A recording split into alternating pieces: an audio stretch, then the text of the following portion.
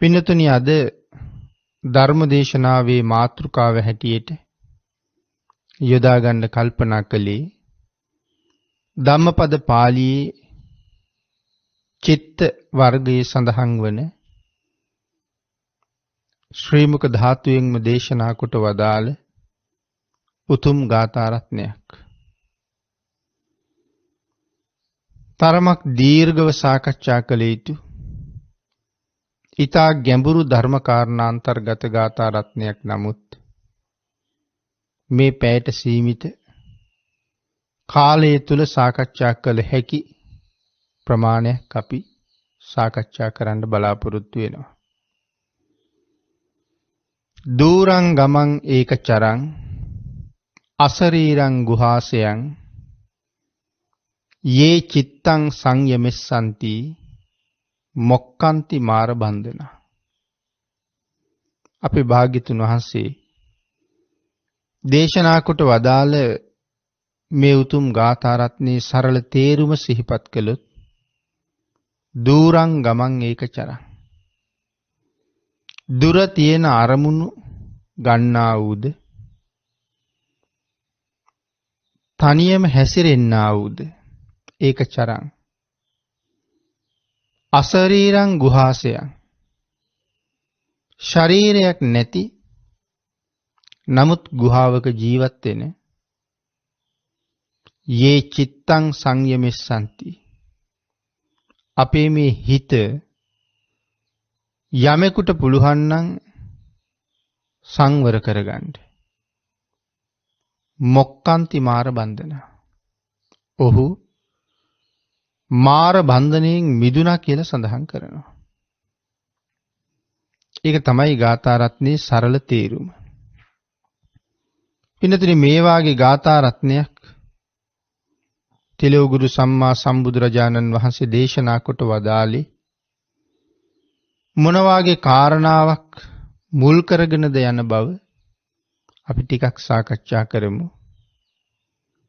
අපේ භාග්‍යතුන් වහන්සේ සවැත් නුවර ජේතවනාරාමේ වැඩ ඉන්න කාලේ මේ සවැත් නුවර හිටපු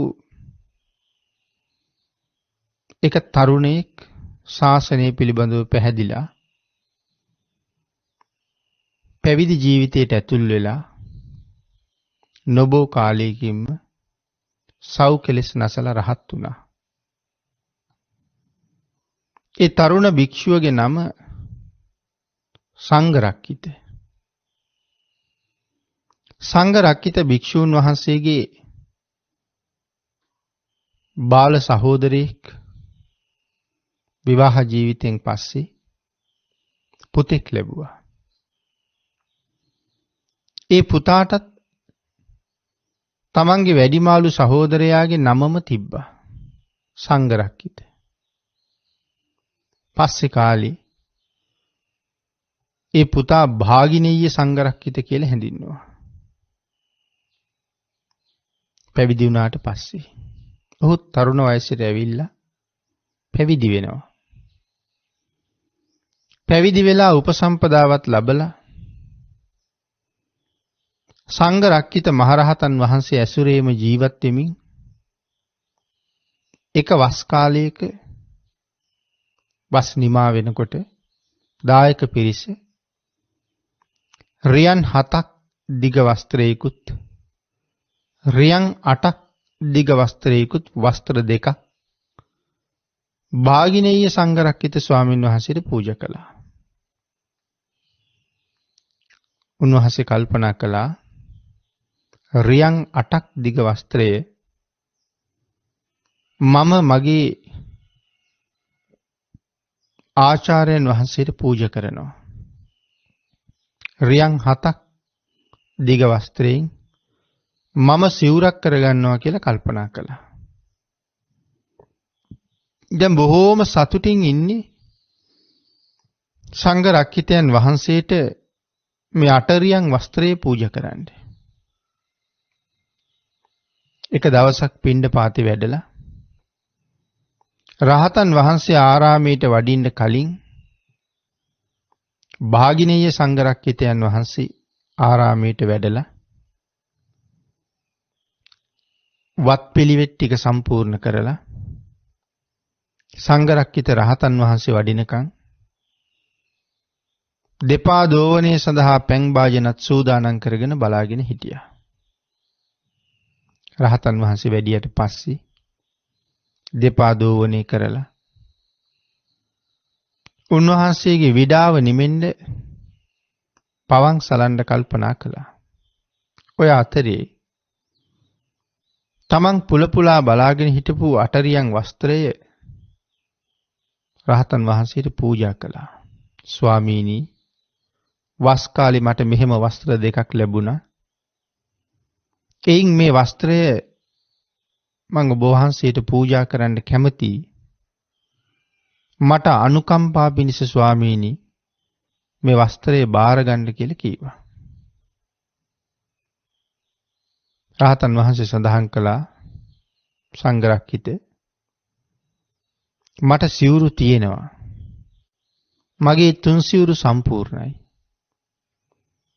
ඒ නිසා මට තවත් වස්ත්‍රයක් දැනට අවශ්‍ය වෙන්නේ නැහැ කියලා. උන්වහන්සේ නැවතත් මතක් කළා, අනේ ස්වාමීනි, මේ වස්ත්‍රය ලැබිච්ච වෙලාවෙ ඉඳලා මම කල්පනා කළේ මේක ඔබ වහන්සේට පූජා කරන්න. මටත් අනුග්‍රහ දක්වන්න. මටත් කුසල් ලබා ගැනීම සඳහා මේ වස්ත්‍රය බාර ගන්න කියලා. දෙවෙනි වතාවටත් තුන්වෙනි වතාවටත් උන්වහන්සේ වස්ත්‍රය ප්‍රතික්ෂේප කළා. ඒ වස්ත්‍රයෙන් තමන් වහන්සේට ප්‍රයෝජනයක් නැති නිසා. නමුත් මේ වෙලාවේ සංඝරක්කිතයන් වහන්සේ ආචාර්යයන් වහන්සේට පවන් සලමින් ඉන්නේ. උන්වහන්සේ කල්පනා කරනවා, සංඝරක්කිත මහස්තවිරයන් වහන්සේ ගිහි ජීවිතේනුත් මගේ ඥාති, පැවිදි ජීවිතේ උන්වහන්සේ මගේ ගුරුවරයා. මට ලැබිච්ච ප්‍රත්‍යයෙන් එකක් උන්වහන්සේට පූජා කරලා මටත් මහා කුසලයක් ලබා ගන්නත් මම කැමතියි. නමුත් සංඝරක්කිතයන් වහන්සේ මගෙත් එක්ක ඒ තරම් බැඳීමක් නැද්ද? මා පිළිබඳව ඒ තරම් තැකීමක් නැතුවද? මා කෙරෙහි අනුකම්පාවක් නොකරද මගේ වස්ත්‍රය බාර ගන්න නැත්තේ? මං සංග අමනාපයක් තියෙනවද? උන්වහන්සේ මේ වස්ත්‍රය බාරගන්නේ නැත්තම් උන්වහන්සේත් එක්ක මේ ගෙවන ජීවිතේ මට තවත් තේරුමක් නැහැ. ඒ නිසා මම සිවුරු ඇරලා යනවා කියලා කල්පනා කළා. නැවත කල්පනා වෙනවා, ගිහි ජීවිතයේ බොහෝ සම්බාධ සහිතයි. ඉදිරියට පවත්වන්න බොහොම වෙහෙසෙන්න ඕනේ. මං ගිහි ගෙදර ගිහිල්ලා ජීවනෝපාය කොහොම සකස් කරගන්නවද කියලා. රහතන් වහන්සේට පවන් සලමින් උන්වහන්සේ කල්පනා කරනවා. ඊට පස්සේ හිතට වැටහෙනවා, ස්වාමින් වහන්සේට පූජා කරන අටරියන් වස්ත්‍රය උන්වහන්සේ ප්‍රතික්ෂේප කරන නිසා මම මේක විකුණනවා. විකුණලා ඒ මුදලින් එළු දෙනක් ගන්නවා. ඒ එළු දෙන පෝෂණය කරලා කිරිත් විකුණන්න පුළුවන්. එළු දෙනට එතකොට පැටවුනුත් ලැබෙනවා. එතකොට මට එළුව විකුණන්නත් පුළුවන්. මෙහෙම කරලා මේ ආකාරයෙන් කටයුතු කරලා ධනය රැස් කරගෙන මං විවාහ වෙනවා. විවාහ ජීවිතය ගත කරනකොට මගේ බිරිඳට දරුවෙක් ලැබෙයි. ඒ දරුවා ටිකක් ලොකු මහත් වෙනකොට මං කරත්තයක් හදා ගන්නවා. බිරිඳයි දරුවයි කරත්තේ නංගගෙන සංඝරක්කිත රහතන් වහන්සේ වන්දනා කරගන්න මං ගෙදරින් පිටත් වෙලා එනවා. මගට ඇවිල්ලා මම බිරිඳගෙන් දරුවා ඉල්ලනවා. නමුත් ඇය මට කියයි මොන දරුවෙක්ද ඉදිරියේ බලාගෙන රතේ පදවන්න කියලා. මං ආයෙත් රතේ පදවගෙන එනවා. හදිසියෙම බිරිඳගේ අතින් දරුවා බිම වැටෙනවා. දරුවා රතේට පෑගෙනවා. එහෙම වුණොත්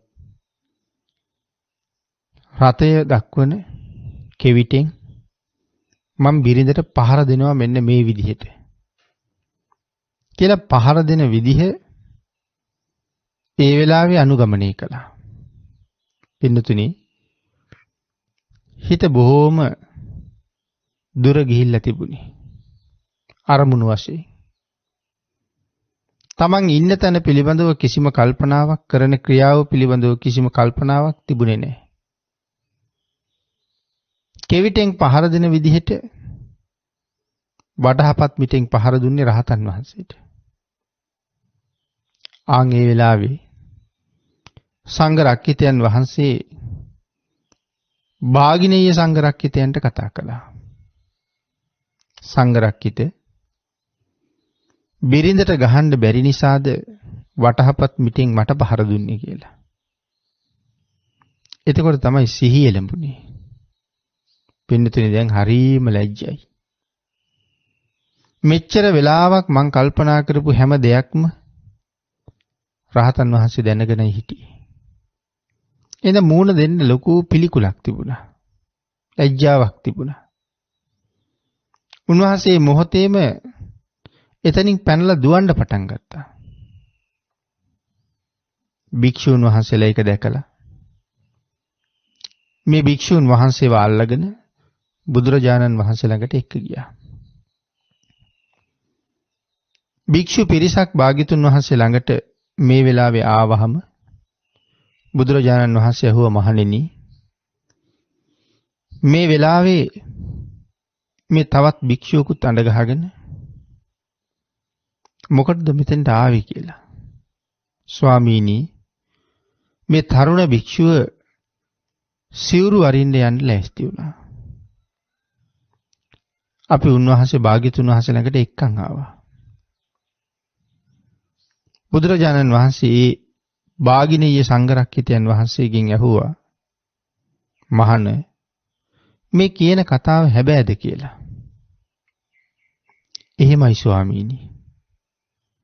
ඔබ සිවුරු අරින්න තීරණය කළේ ඇයි? බුදුරජාණන් වහන්සේ අහපුවාම ඒ භික්ෂුන් වහන්සේ උත්තර දෙනවා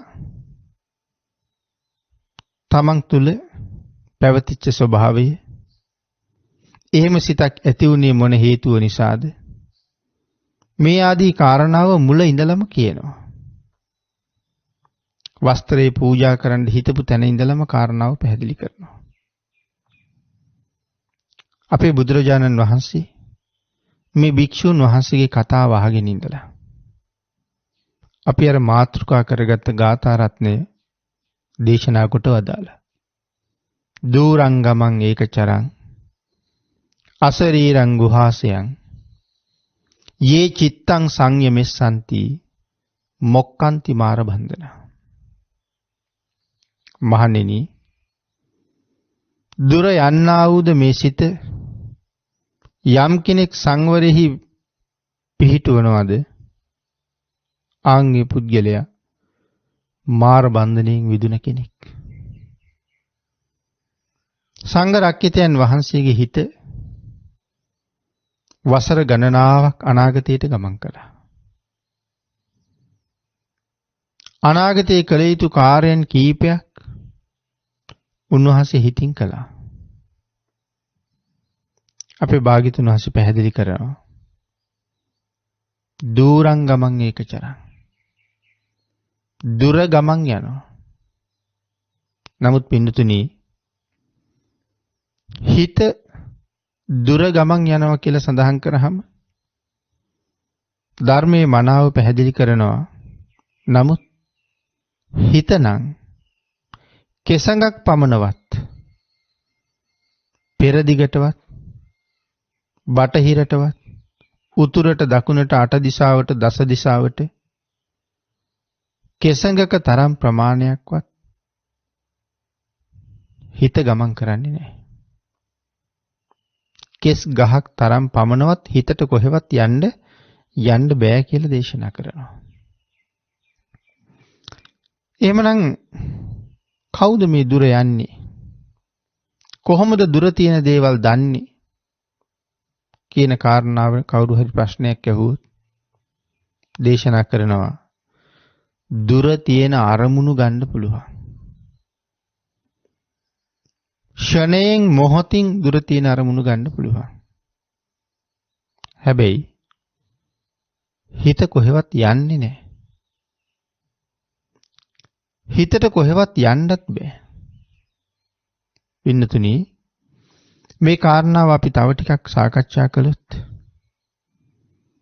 දූරංගම නම් සඳහන් කළේ සිත ඊතා දිරෝද ඇස්කම් නාස් ආදී හැපෙන්නා වූ නන්වැදෑරුම් අරමුණු පිළිගන්නා බවට ඕන තරම් කරුණු කාරණා සාධක මේ කතාවෙන්ම පිළිගන්න පුළුවන්. මේ කතාවෙන්ම තේරුම් ගන්න පුළුවන්. නමුත් දුර තියෙන අරමුණු මිසක් හිත දුර ගමන් කරන්නේ නැහැ කියලා සඳහන් කරනවා. නමුත් ළඟ තියෙන අරමුණුත් ගන්නවා. දුර තියෙන අරමුණුත් ගන්නවා. පින්නතුනි මේ කාරණාව බොහෝම සංකීර්ණ කාරණාවක්. හිත කොහෙද උපදින්නේ? වර්තමානයේ බොහෝ දෙනාට තියෙන බැරෑරුම් ප්‍රශ්නයක්. හිත උපදින්නේ කොහෙද? ධර්මයේ නොදන්න කෙනෙකුට තමයි ඒක බැරෑරුම් ප්‍රශ්නයක් වෙන්නේ. බුදුරජාණන් වහන්සේ දේශනා කරනවා උද්දං පාද තල අදු කේසමත්තකා තච පරියන්තං. පාද තලයෙන් උඩ කෙස් වලින් යට හමෙන් වට වෙලා තියෙන කොටස තච පරියන්තං. මෙන්න මේ හිත උපදිනවා. ඔන්න හිත හටගන්න ප්‍රදේශයේ සඳහන් කළා. පාද තලයෙන් උඩ කෙස් වලින් යට හමෙන් වට වෙලා තියෙන මේ ශරීරය ඇතුලේ හිත හටගන්නවා. එතකොට මේ ශරීරයේ කොහෙද හිත හටගන්නේ? අශරීරං ගුහාසයන්. ශරීරයක් නැහැ කියලා සඳහන් කළානේ. හිතට ඇඟක් නැහැ. නමුත් ගුහාවක ජීවත් වෙනවා. මොකක්ද එතකොට මේ ගුහාව කියලා කිව්වේ?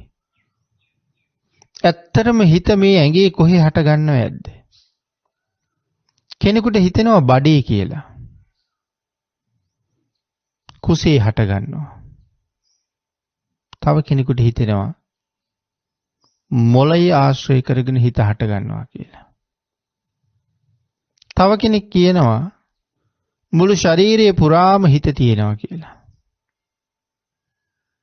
මේ ආදී වශයෙන් හිත පිළිබඳව විවිධ කතා විවිධ තැන්වලින් විවිධ විදිහට අහන්න ලැබෙනවා. භාග්‍යතුන් වහන්සේගේ දේශනාව හිත හටගන්නේ හෘද වස්තුවේ කියලා.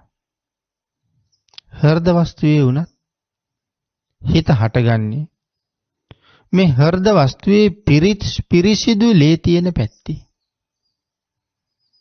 ඒ ලේවල ගෑවෙමින් නොගෑවෙමින් පවතිනවා හදයවත්තු රූපය කියලා කොටසක්. ආන්ගේ හදයවත්තු රූපයේ උඩ තමයි පින්නතුනි හිත හට ගන්නවා කියලා කියන්නේ. එක හිතක්ද නැසිත ප්‍රමාණය ගණන් කරන්න බැරි තරම්. තත්පරයකට පහළ වෙන සිත් ගාන කෝටි ප්‍රකෝටි ගානක්. තත්පරයක් ඇතුලේ සිත් කෝටි ගානක් උපදිනවා. බාණ්ඩ හිත කොච්චර වේගවත්ද කියලා. පින්නතුනි කවදාවත් එක උඩ එක හිත උපදින්නේ නැහැ. හැම හිතක්ම ස්වාධීනව තනියම තමයි හටගන්නේ. හැම හිතකටම අවස්ථා තුනක් තියෙනවා. උප්පාද, ස්ථಿತಿ, භංග කියලා. ඇති වෙනවා, පවතිනවා, නැති වෙනවා. පින්නතුනි, පළවෙනි හිත ඇති වෙලා පැවතිලා නැත්තටම නැති වුණාට පස්සේ තමයි දෙවෙනි හිත උපදින්නේ. එහෙනම් හිත දෙකක් කවදාවත්ම එකට උපදින්නේ නැහැ. හැම හිතක්ම වෙන වෙනම ඉපදිලා පැවතිලා නැති වෙනවා. එතකොට අශරීරං ගුහාසයන්, ශරීරයක් නැති ගුහාවේ වාසය කරනවා. මොකද්ද ගුහාව එතකොට? හෘද වස්තුව. හෘද වස්තුව ඇසුරු කරගෙන තමයි හිත පවතින්නේ. අපි සඳහන් කළා හිත කොහේවත් යන්නේ නැහැ කියලා. පින්නතුනි, මහායාන මත, මිත්‍යා දෘෂ්ටික මත ඕන තරම් තියෙනවා. සමහර අය කියනවා මහායානිකයෝ භාවනා කරන අයගේ හිත භාවනා කරන වෙලාවට මේ කයින් මිදිලා සතපුම් දහස් ගානක් නමුත් ඈතට ගමන් කරනවා කියලා. තමන් සමග රිදී නූලකින් සම්බන්ධ වෙලයි තියෙන්නේ කියලා කියනවා. කොච්චර දුර ගමන් කළත් එක මොහොතින් නැවත තමන් ළඟට එන්න පුළුවන්. එහෙම කියලා කියන්නේ මහායානික මතයක්. ඊළඟට පින්නතුනි, තවත් අපි අහලා තියෙනවා, පොත්පත් වලින් කියවලා තියෙනවා, සමහර අයගේ අත්දැකීම් පිළිබඳව විස්තර. සමහර කෙනෙක් කියනවා සත්කමක් කරන වෙලාවට ඒ පුද්ගලයාගේ හිත කයෙන් බිඳිලා ශරීරයෙන් එළියට ඇවිල්ලා ඒ සත්කම කරන කුටියේ ඉහළ තැනකට වෙලා තමන්ගේම සත්කම දිහා බලාගෙන හිටිය කියලා. එහෙම අත්දැකීම් විස්තර වුණ ග්‍රන්ථ බොහොමයක් තියෙනවා. නමුත් පින්නතුනි, ඒ අදහසත් බුදුදහමට විරුද්ධයි. බුද්ධ ධර්මයේ තියෙන්නේ අනිත්‍යයි, දුක්ඛයි, අනාත්මයි. මේ ශරීරයේ හරහා ගමන් කරන, ශරීරයෙන් එළියට ගිහිල්ලා ගමන් කරන තවත් යම් වස්තුවක් තියෙනවා නම් එතන ආත්ම සංඥාවක් තියෙනවා. අනාත්ම බවක් එතන නැහැ. නමුත් භාග්‍යතුන් වහන්සේ දේශනා කරන්නේ අනාත්මයක්. අනිත්‍ය දුක්ඛ අනාත්ම කියලා දේශනා කළේ. එහෙමනම් පින්නතුනි, ඒ කවුරු කොහොම අදහස් දැක්කුවත් මේ හිත කෙසඟක් තරම් පමණවත් දුර ගමන් කරන්නේ නැහැ කියලා සඳහන් කරනවා. දුර තියෙන අරමුණු තමයි අරගන්නේ. නමුත් දුර තියෙන අරමුණුත් Tamanට තනියම ගන්න බෑ. ඒ සඳහා ඉන්ද්‍රියක් අවශ්‍යයි. ඒ නිසා ඇහැ අරමුණු කරලා රූප දකිනවා. කන අරමුණු කරගෙන ශබ්ද ලබනවා. දිව අරමුණු කරගෙන රසය ලබනවා. මේ ආදි වශයෙන් මෙන්න මේ ඉන්ද්‍රියන් අරමුණු කරගෙන පසාද රූප උපදින තැන්වල මේ සිතේ හටගැන්ම තියෙනවා. ඒ පසාද රූප ඇසුරු කරගෙන මේ හිත ක්‍රියාත්මක වෙනවා. පින්නතුනි, ඇහැ නැතුව හිතට යමක් බලන්නත් බෑ. කන නැතුව හිතට යමක් අහන්නත් බෑ. දිව නැතුව හිතට යම් රසයක් විඳින්නත් බෑ. නමුත් කෙනෙක් තව තව නැවත නැවත කියනවා නම් හිත දුර ගමන් යනවා කියලා. ගිහිල්ලා දුර තියෙන දේවල් බලනවා කියලා. පින්නතුනි අපිට මේ ශරීරයෙන් ඒක හොයාගන්න පුළුවන්. අපේ ඇස් දෙක පියාගෙන අපි යමක් දිහා බැලුවොත් අපිට පුළුවන් ද ඊටාම නිවැරදිව ඒ වස්තුව ගැන කියන්න? මිලින්ද ප්‍රශ්නේ මිලින්ද රජුරු අහපු ප්‍රශ්නයකට නාගසේන මහරහතන් වහන්සේ උත්තර දෙනවා. නාගසේනයන් වහන්සේ මේ කාරණාවත් සාකච්ඡා වෙනකොට මේ හිත ගැන නාගසේනයන් වහන්සේ රජුරුවන්ගෙන් අහනවා මහරජය මේ හිත දුර ගමන් කරනවා කියලා කීවට දුර තියෙන අරමුණු ගන්නවා කියලා කීවට මහරජය දුර ගමන් කරලා තනියම මේ හිතට පුළුවන් ද යමක් බලන්න අරමුණක් ගන්න ඒක කවදාවත් හිතට තනියම කරන්න බෑ. එහෙම දුර ගමන් කරලා අරමුණු ගන්න පුළුවන් නම් ඉන්ද්‍රියයන්ගෙන් තොරව නැත්තම් මේ ප්‍රසාද රූප පහළ වෙන තැනක් නැතුව හිතට යමක් දකින්න පුළුවන් නම් මේ ඇස් දෙක ගලවලා උගුල්ලලා අයින් කළොත් ඒත් හිතට බලන්න පුළුවන්ද කියලා. කන් දෙක අයින් කළොත් ඒත් හිතට තනියම දෙයක් අහන්න පුළුවන්ද කියලා. දිව නැති වුණොත් හිතට තනියම රසයක් විඳින්න පුළුවන්ද කියලා.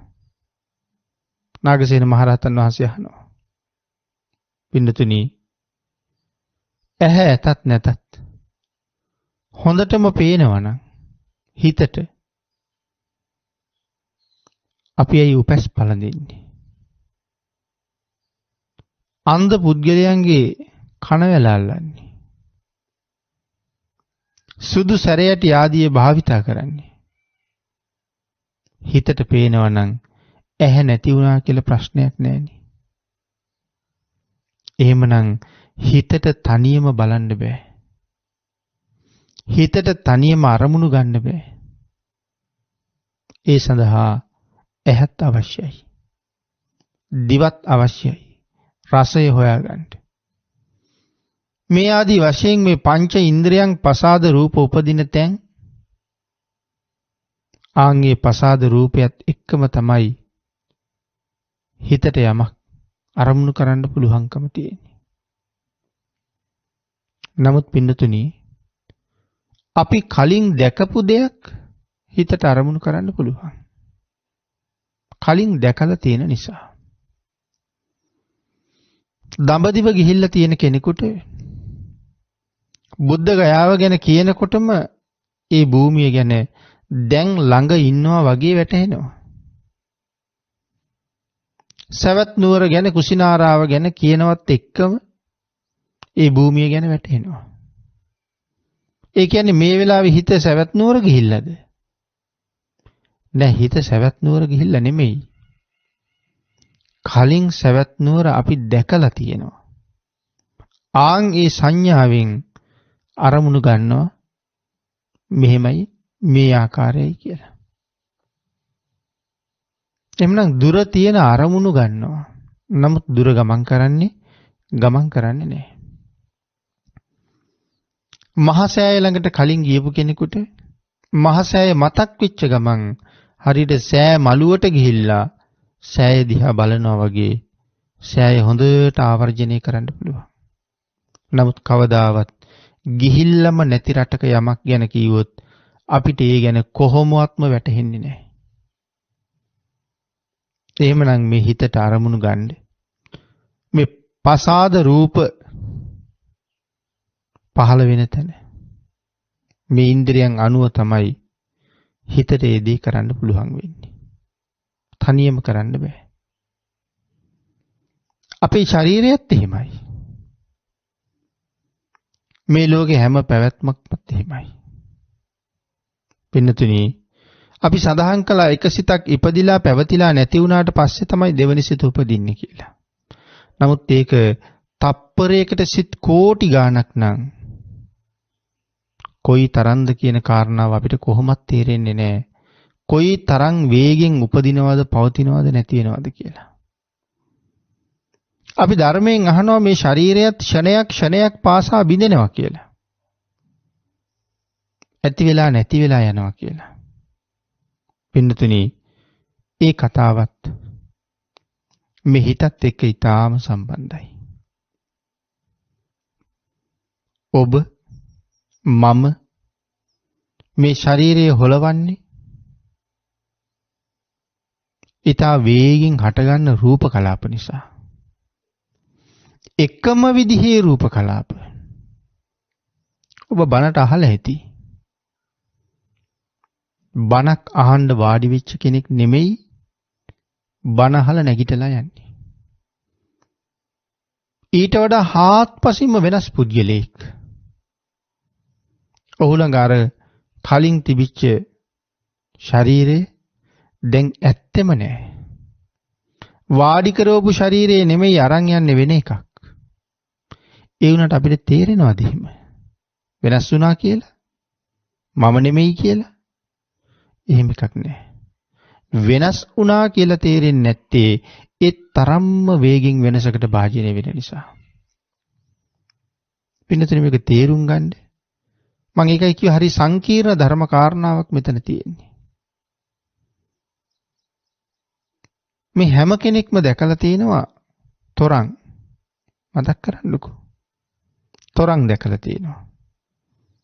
තොරණ දිහා බලාගෙන ඉන්නේ අපිට බලාගෙන ඉන්නකොට අපිට පේන්නේ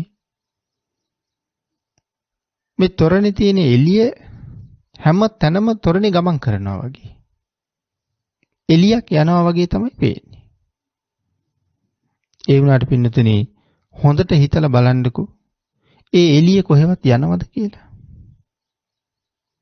බැලුමට හැම තැනම දුවනවා ආලෝකය. ඇත්තටම කොහෙවත් යනවද එළිය? පින්නතුනි, ඒ එළිය කොහෙවත්ම යන්නේ. එතනමයි තියෙන්නේ. එහෙනම් ඇයි අපිට යනවා වගේ පේන්නේ? ඊටාම ළඟින් සවි කරපු විදුලි බුබුලු 1000 ගණක් තියෙනවා. එක පේලියක විදුලි බුබුලු 3යි කියමු අපි. පල්ලහැට. ඒක දැල්විලා නිමෙනවත් එක්කම ඊළඟ තියෙන විදුලි බුබුලු පේලිය දැල්වෙනවා. ඒක නිමෙනවත් එක්කම ඊළඟ පේලිය දැල්වෙනවා.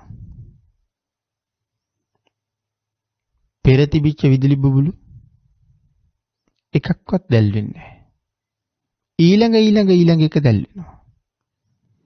හැබැයි ඒක දැල්වීගෙන යනවත් එක්කම පළවෙනි විදුලි බුබුලු පේලිය නිමිලා ඊළඟ විදුලි බුබුලු පේලියට යනකොට මේ එළිය මේ පළවෙනි එකෙන් දෙවෙනි එකට මාරු වෙනවත් එක්කම පළවෙනි එක නැවතපත් වෙනවා. දෙවෙනි එකෙන් තුන්වෙනි පේලියට මාරු වෙනවත් එක්කම දෙවෙනි පේලිය නැවතපත් වෙනවා. ආන් ඒ නිසා වේගෙන් ඇති වෙනවා, කෙටි කාලයක් පවතිනවා, නැති වෙලා යනවා. තොරණ නිමල බලහම එළිය කොහෙවත් ගිහිල්ලාද? අර විදුලි බුබුලු තිබුණු තැන්වලම තියෙනවා. නමුත් වේගෙන් ක්‍රියාවලිය සිද්ධ වෙන නිසා අපිට පෙවුනේ එළියක් ගමන් කළා කියලා. අපේ ජීවිතෙත් එහෙමයි. මේ අතපයත් එහෙමයි. අනාත්මයි කියලා කිව්වේ ඒකට. පින්නතුනි, අපි යම් තැනක තියාගෙන ඉඳලා මේ අත එසෙව්වොත් පාදය උඩ තියාගෙන හිටපු අතමද අපි ඔසවන්නේ. ඔසවන්නේ වෙන අතක්. නැවත පාදය උඩ තිබ්බොත් කියන්නේ කලින් පාදය උඩ තිබුණ අතමද? නෑ, වෙන එකක්. මේ අතපය එහාට මෙහාට ඔසවන්න, හොලවන්න, එහාට මෙහාට කරන්න පුළුවන් වෙලා තියෙන්නේ මේ ශරීරයේ තියෙන මොන ශක්තිය නිසාද? වායෝ ධාතුව නිසා. වායෝ ධාතුව නිසා තමයි මෙතන තිබුණ අත ඔසවලා තව තැනක තියන්නේ. මේ එසවීම කරන්නේ වායෝ ධාතුවත් එක්ක. නමුත් පින්නතුනි මේ අත මෙතනින් ඔසවලා තව ටිකක් එහයින් තිබ්බ කියලා. ඒ අතට වෙන වෙච්ච දෙයක්, වෙච්ච වෙනසක් අපිට පේනවද? අපිට පේන්නේ නැහැ. එක හා සමානම රූප කලාප කෝටි ප්‍රකෝටි ගණක් ඇවිල්ලා නැවත අත හැදිලායි තියෙන්නේ. ඒත් එක්කම නැවත විනාශ වෙනවා. නැවත හට ගන්නවා. නැවත විනාශ වෙනවා. නැවත හට ගන්නවා. මේක තමයි ලෝකේ පැවැත්ම. උපදිනවා පවතිනව නැති වෙනවා. එහෙමනම් පින්නතුනි මේ පැවැත්ම අපිට නොතේරෙනවා වුණාට මේ හිත ඊටාම දුර ගමන් කරලා දුර තියෙන අරමුණු අරගන්නවා. අශරීරං ගුහාසයන් ශරීරයක් නෑ. මේ හිත තනියමම හැසිරෙනවා. ඒ කියන්නේ කිසිම සිතුවිල්ලක් තවත් සිතුවිල්ලක් එක්ක ගැටීමක් නෑ. තනියම හැසිරෙනවා ඒක චරං. යේ චිත්තං සංයමෙස්සanti. යමෙකුට පුළුවන්ද බොහෝ දුර ගමන් කරන බොහෝ අරමුණු ගන්න වේගෙන් ඇති වෙලා පැවතිලා නැති වෙන මේ හිත සංයමෙස්සanti. දමණයටපත් කරන්න පුළුවන්ද? සංවර කරන්න පුළුවන්ද? පින්තුනි මේ හිත දමණය කරනවා සංවර කරනවා කියලා කියන්නේ ඒ හිත තමන්ට පාලනය කරන්න පුළුවන් මට්ටමට ගොඩනගනවා කියන එකයි. මේ හිත අපට පහසුවෙන් පාලනය කරන්න බෑ පින්නතුනි. අපිත් එක තමයි ඉන්නේ. අපිත් එක තමයි හිත ජීවත් වෙන්නේ. අපි නැත්තම් හිතේ පැවැත්මකුත් නැහැ. හිත නැත්තම් අපිට පැවැත්මකුත් නැහැ. මනාව මේ දෙක එකට සම්බන්ධයි බැඳිලා තියෙන්නේ. නමුත් පින්නතුනි මේ එකට සම්බන්ධ වුණ එකට බැඳුන මේ හිත යම් මොහතක ඇති නොවෙනවද? එදාට මොකක් කියනවද අපි? මේ ශරීරය තුල මේ හිත උපදින එක යම් මොහතක නවතිනවද? අන්න එදාට කියනවා සත්වයා මැරුණා කියලා. හිත ඇති වෙන එක නතර වුණොත් පුද්ගලයා මරණයටපත් වුණා කියලා කියන්නේ. ආයුෂයයි, උෂ්ණයයි, විඥානයයි කියන ධර්මතා තුන මේ කයෙන් එළියට ගිය දවසට මේ කය වැඩකටම නැති දෙයක් බවට පත් වෙනවා. එහෙනම් මේ ජීවය රඳවගෙන ඉන්නේ මෙන්න මේ හිත මූලික වෙලා. ආන් ඒ නිසා හිත බොහෝ දුර ගමන් යනවා කියලා කීවට ඊටාම දුර තියෙන අරමුණු ගන්නවා. ඒක චරං සිත් දෙකක් එකට උපදින්නේ නැහැ. එක හිතක් ඇති වෙලා පැවතිලා නැති වුණාට පස්සෙම තමයි දෙවෙනි හිත උපදින්නේ. ඒ නිසා හැම හිතක්ම තනියම ජීවත් වෙන්නේ. ශරීරයක් නැති ගුහාවකයි ජීවත් වෙන්නේ. අශරීරං ගුහාසය. යේ චිත්තං සංයමෙස්සanti. යමෙකුට මේ සියුම් වූ හිත දමනය කරන්න පුළුවන්ද? අවනත කරන්න පුළුවන්ද? තමන්ගේ කරගන්න පුළුවන්ද? ආන්ගේ පුද්ගලයා මේ ලෝකේ හරි ශ්‍රේෂ්ඨ කෙනෙක් කියලා සඳහන් කරනවා.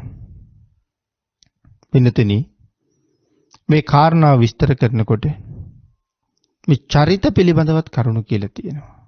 රාග චරිත, ද්වේෂ චරිත, මෝහ චරිත, ඊළඟට සඳහන් කරනවා ශ්‍රද්ධා චරිත, විතර්ක චරිත, මේ ආදි වශයෙන් විවිධ වර්ගයේ චරිත ගැන ධර්මයේ පෙන්නලා තියෙනවා. එතකොට හිත උපදිනවා කියලා කිව්වේ හෘද වස්තු ආශ්‍රය කරගෙනනේ. එහෙමනම් පින්නතුනි රාග චරිත, මේ රාග චරිතයක් තියෙන කෙනෙකුගේ හිත එහෙම නැත්නම් ඔහුගේ ශරීරයේ තියෙන ලේ ධාතුව කොයි වගේද? රාග චරිතයගේ ලේ ධාතුව සඳහන් කරනවා රතුම රතු පාටයි කියලා. ඊළඟට සඳහන් කරනවා දේශ චරිතයක් තියෙන පුද්ගලයෙකුගේ ලේ ධාතුව කළු පැහැයට බරයි කියලා. මෝහ චරිතයක් තියෙන කෙනාගේ ලේ ධාතුව මස්සේදු ජලයක් වෙනී කියලා.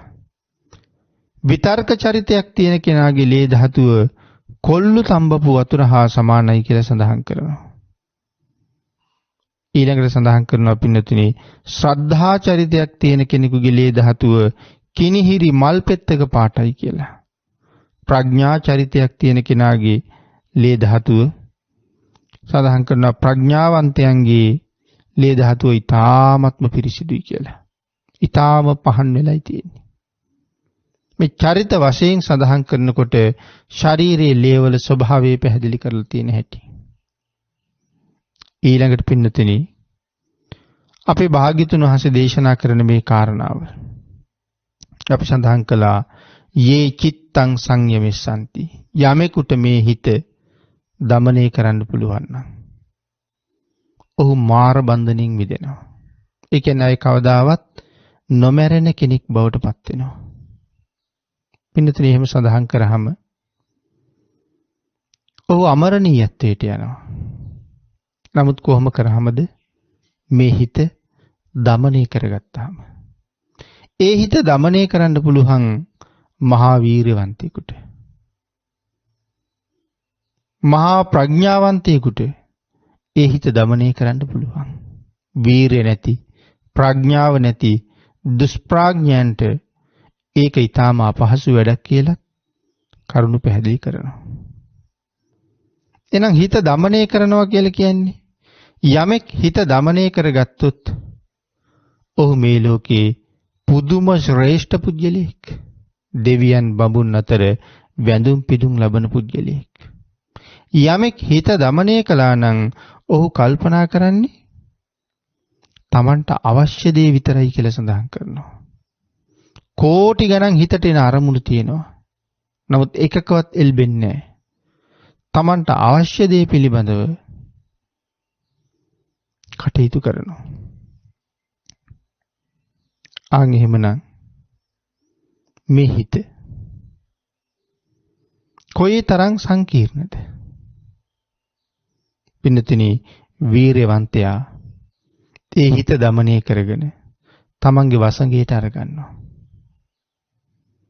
මොක්කන්ති මාර බන්ධන. හිත තමන්ගේ වසඟයට ගත්තා කියලා කියන්නේ කෙලස් උල් ගලවලා දාලායි තියෙන්නේ. සසර දුවන එක නතර කරලායි තියෙන්නේ. එහෙමනම් සඳහන් කළා මේ හිත දමනය කරගත් පුද්ගලයා හරි ශ්‍රේෂ්ඨයි. හරිම උත්තරීතරයි. අපේ භාග්‍යතුන් වහන්සේ දේශනා කොට වදාලා එක ගාථා රත්නයක් ධම්මපද පාළියේම ඒ ගාථා රත්නේ අන්තර්ගතය ගැන සාකච්ඡා කරනකොට මුළු බුදු දහමම ඒ ගාථා රත්නය තුල තියෙනවා. මොකද්ද මේ ගාථාව? සියලු බුදුරජාණන් වහන්සේලා අත් නොහරින ගාථාවක්. සබ්බ පාපස්ස අකරණං කුසලස්ස උපසම්පදා සචිත්ත පරියෝදපනං ඒතං බුද්ධාන ශාසනං. සියලුම අකුසල් වලින් වළකින්න. සියලු පව් නොකරන්න. කුසලස්ස උපසම්පදා රැස් කළ යුතු කුසල් රැස් කරගන්න. තමන්ගේ හිත දමනය කරගන්න. සචිත්ත පරියෝදපනං ඒතං බුද්ධාන ශාසනං. මේකයි බුදුවරුන්ගේ අනුශාසනාව. මොකද්ද? හිත දමනය කරගන්න එක. පාපයෙන් වළකින එක. සබ්බ පාපස්සා කරණං. සියලුම පාප ධර්මයන්ගෙන් වළකින්න. හිත දමනය වෙලා නැති හින්දානේ පින්නතුනි පව් කරන්නේ. පවක් මට සසරට හරි බාධාවක්. නමුත් නොදැමුණු මගේ හිත හැම මොහොතකම මාව පාපීක් බවට පත් කරනවා. දිසෝ දිසං යන්තං කෛරා වේරී වාපන වේරිණ. හොරෙක් හොරෙකුට කරන අපරාධයට වඩා, වෛරක්කාරයෙක් වෛරක්කාරයෙකුට කරන අපරාධයකට වඩා සංවර කරගත්තේ නැති, පාලනය කරගත්තේ නැති මේ හිත අපි මහා නිරය දක්වාම අරගෙන යනවා. පින්නතනි සඳහන් කළා. ඒ නිසා මේ හිත හරීම දරුණුයි. හොරෙක් හොරෙකුට කරන අපරාධයකට වඩා ලොකු අපරාධයක් අපිට කරනවා. වෛරක්කාරයෙක් වෛරක්කාරයෙකුට කරන අපරාධයකට වඩා බිහිසුණු අපරාධයක් මේ හිත අපිට කරවුණා. පින්නතනි යමෙකුට ඒක මනාව තේරුම් ගන්න බැරුව ගියොත් ඔහුට සතර අපායේ ඉඩ තියෙනවා. භාග්‍යතුන් වහන්සේගේ දේශනාව මේ හිත මනාව සංවර කරගන්න. මොක්ඛන්ති මාර බන්ධන. ඔහු මාර බන්ධනින් මිදෙනවා කියන කාරණාව භාග්‍යතුන් වහන්සේ අපට තහවුරු කරලා දේශනා කළා. අප්‍රමාදී වෙන්න කරුණ පැහැදිලි කළා. වහවහාම මේ හිත පිරිසිදු කරගෙන ඒ හිත තමන්ගේ වසඟයට ගන්න උත්සාහ කරන්න කියලා කියන්නේ. මේ හිත වසඟ කරගන්න තාක්කල් අපිට මේ සංසාරේ යන්න වෙනවා. යමෙක් ඒ සඳහා වීරිය වඩනවා නම්, උත්සාහ කරනවා නම්, ඔහු මේ ලෝකේ හරි ශ්‍රේෂ්ඨ පුජ්‍යලෙක්. ඔහු මේ ලෝකේ හරි උත්තරීතර වූ පුජ්‍යලෙක්. භාග්‍යතුන් වහන්සේ දේශනා කරනවා ඒතං බුද්ධාන ශාසනං, මුළු බුදු දහමම මේ හිතත් එක්ක සම්බන්ධයි.